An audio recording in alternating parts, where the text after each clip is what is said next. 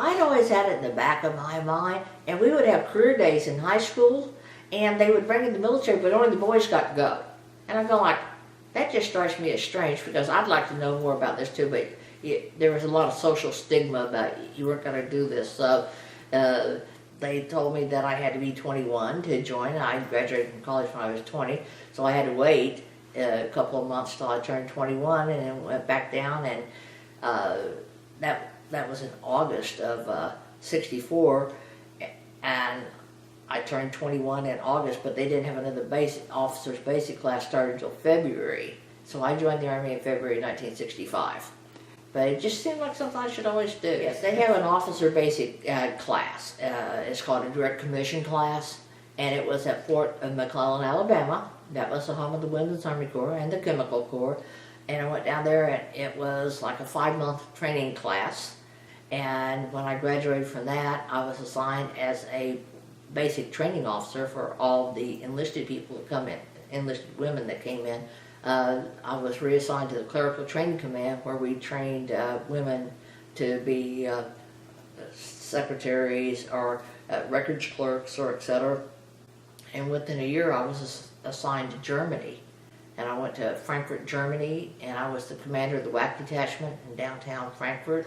The thing then is, Germany was still divided. We still had East and West Germany.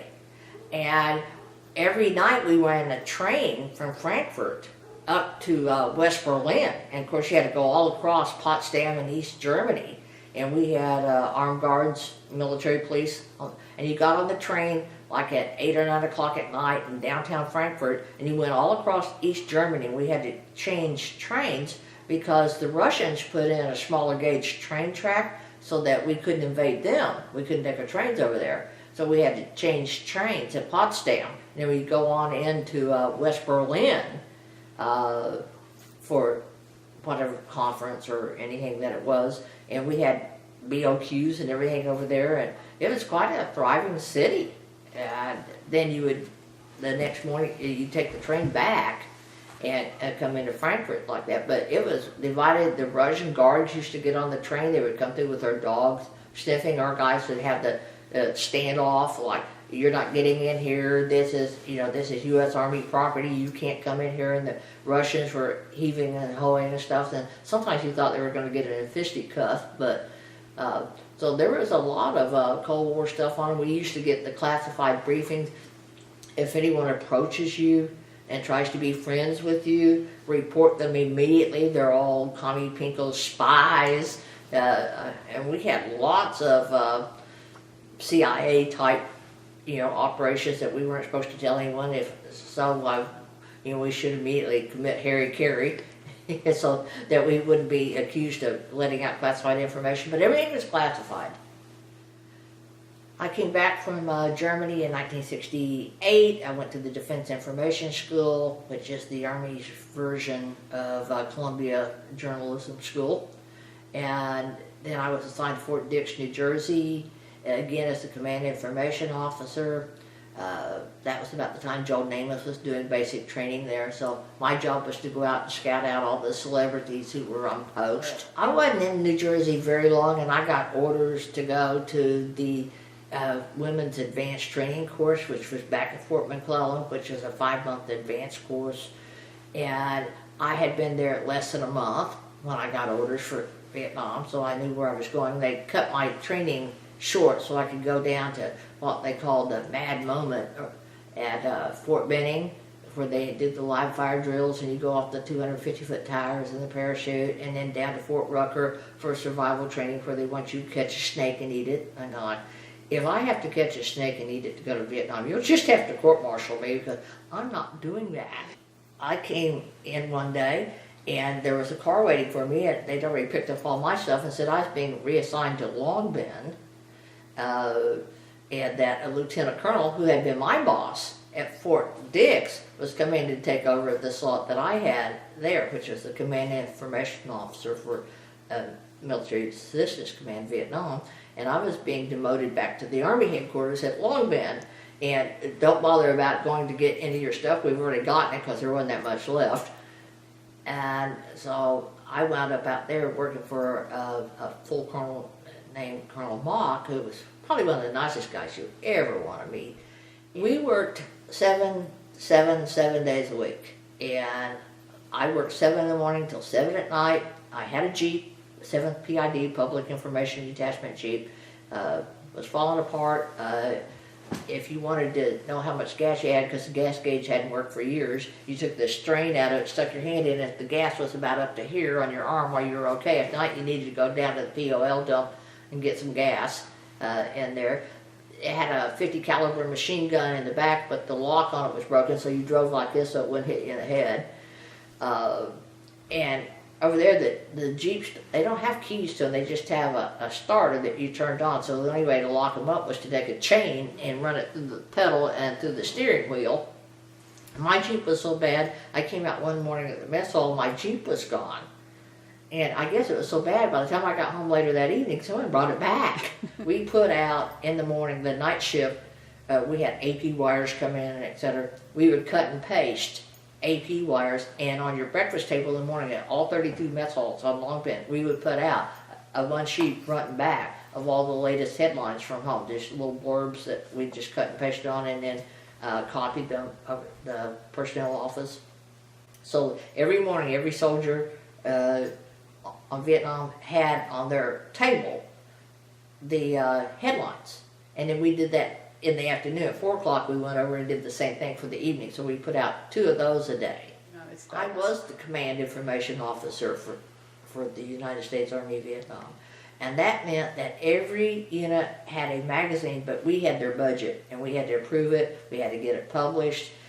We put out a magazine to welcome troops there. It came out every 6 months, believe it or not. It was called Uptight.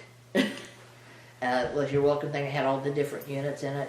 Tour 365 we put out all the unit publication. We brought in 100,000 copies a day of Stars and Stripes. We brought in 85,000 copies a week of the Army Reporter. Those all had to be flown to Japan and printed.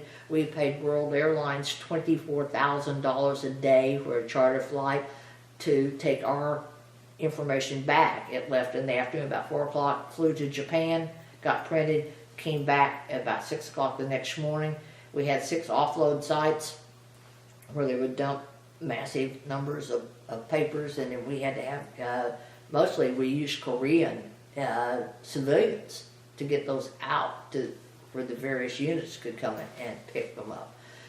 We had to do all this with no computers because we didn't have any computers in those days, and so we kept it all on a piece of paper. And if you'd like to know where any troop was in Vietnam or where their unit dumps were or stuff like this, which is highly classified, it was in my shirt pocket. Our mission was that you would get 1 free copy of Stars and Stripes for every 5 soldiers.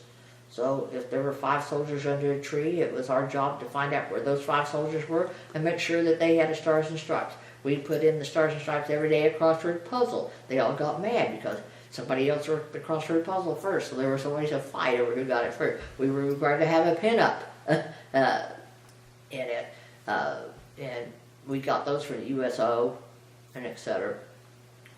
But Stars and Stripes was a big deal over there. One of the Army magazines I worked for, which was Uptight Magazine that we published, won the award for the best military newspapers called the Thomas Jefferson Award, and it was put out by Henry Luce on Time Magazine.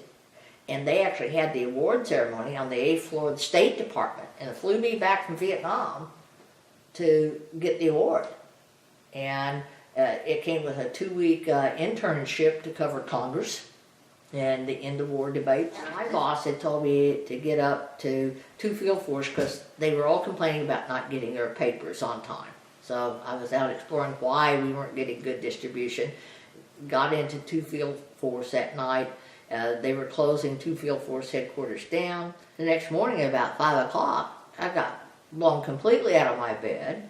I think I got my pot helmet on and one boot. I think I went flying down the compound, ran into the chaplain running down there. We decided we'd crawl up underneath the pool table. The Viet Cong were coming over the wire. And one of the guys that was a major, he went flying down to get into his bunker to man one of the machine guns, and that's where all the girl Korean bands had gone. He didn't have any clothes on, and so they were all giggling, so he left and ran back and put his pants on and ran back through. And I'd go like, man, you got 5 kids, you know, just for a pair of pants? If you would have hollered at me, I would have thought you mine. But John Paul Van got up in his helicopter. He directed all the fire going out. And by 7 o'clock, he's back on the ground, and we're all in the mess hall like nothing ever happened. He told us good job, and everybody went on and had breakfast and went down to the bottom of the hill and flew out on a PSP on. We had what we called Air America over there. It's actually the CIA. Nobody knew. But taken off, and they were shooting at us at the end of the runway, so he banked it, I mean, just straight up. I mean, it was, I've never been so sick in my whole life, you know. Took off and flew back down to Saigon, and he offered to fly me on out to Long Beach. I said, I'm taking the bus. I don't ever want to fly again. When I came back from Vietnam, I immediately went to my next assignment, which was with the recruiting command, which at that time the headquarters was downtown Hampton, Virginia, which is close to Fort Monroe. And trust me, it was more dangerous being in the recruiting command at that time than it had been in Vietnam. At least in Vietnam I could carry a weapon and legally shoot someone who got in my face. And within about a year or so, recruiting command moved to Fort Sheridan, just outside Chicago. I'm going like, oh my gosh, you know, this is truly a war zone. And my job was to go around all the countryside and visit all the recruiting commands, from Wolf Point, Montana to Presque Isle, Maine, to one out in the middle of the Navajo Desert where you had to ride a horse to get out to it, and publicize that because I was the editor of the Recruiting and Career Counseling Journal. I got out as a major and made lieutenant colonel in the reserves, and I spent 15 years on active duty, and then another like 10 or 20 in the reserves because you can't quit until you're 60. I don't care. We won't let you quit. They were sending a delegation from Arkansas up to march in the parade to represent Arkansas at the dedication of the Vietnam Wall. And they were looking for something borrowed, something blue, and a woman too. And somebody said, I think there's one down in the information officer shop here that, you know, served in Vietnam. Oh, really? So they all came looking, and they told me that I would get free leave time. I wouldn't be charged leave time, and I could go to Washington, D.C., and the Arkansas National Guard flew us up to D.C., and the D.C. National Guard picked us up on the bus and took us over to the Army Convention Hotel. And I got to meet all the guys that were heavily involved in all the veterans thing, and I met a lot of the women, the nurses and stuff, and it took off from there. That were going like, well, they've got a wall, and there are 8 women on the wall, but at that time, they were getting ready to put up what we call the putting green, which is the statue of the 3 fighting men, and we begged them not to do that, to at least put a woman in there, and they wouldn't do it. So we rolled up our sleeves and went to work. And the Vietnam Women's Memorial was dedicated in 1993, so you can see it took us another 11 years, but we had to raise all the money. We had to go to Congress 2 or 3 times. So we went to testify before Congress as to why we thought we needed this memorial. Fortunately, Dale Bumpers announced that these little ladies have done their homework. They've got 52 co-sponsors, so the handwriting's on the wall. On top of that, this morning, Betty told me she really liked this bill. So we had lobbied all the wives. If we could find a senator's wife standing someplace, we were there talking to them. You know, most of us, when we get this age, life has been better to me than I could ever imagine what it was growing up on a little farm in Oklahoma. You know, bringing the cows in every night. Who could guess it? You could be the guest of honor on the 8th floor of the State Department. This is a great country, and we have a great military. Arkansas is a great state, and good people here, and I just couldn't have asked for anything better.